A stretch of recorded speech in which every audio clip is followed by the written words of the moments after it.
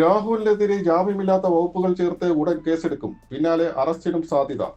മുൻകൂർ ജാമ്യത്തിനായി രാഹുൽ ഇന്ന് ഹൈക്കോടതിയെ സമീപിച്ചേക്കും. പരാതിക്ക് പിന്നാലെ ഫോൺ ഓഫ് ചെയ്ത് രാഹുലിനെ കണ്ടെത്താനായിട്ടില്ല.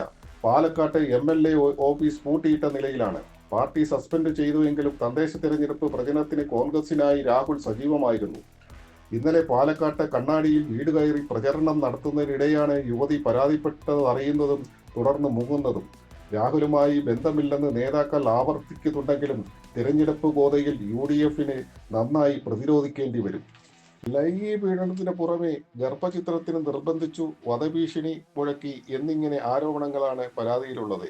തെളിവായി വാട്സപ്പ് ചാറ്റുകൾ, ശബ്ദ സന്ദേശങ്ങൾ, ചിത്രങ്ങൾ, മെഡിക്കൽ റിപ്പോർട്ടുകൾ എന്നിവയും കൈമാറി. നിന്നെ തീർക്കാൻ അധികം സമയം വേണ്ടെന്ന തരത്തിലുള്ള പരാമർശങ്ങൾ ശബ്ദ സന്ദേശത്തിലുള്ളതിനാൽ വധശ്രമത്തിനും കേസെടുക്കും.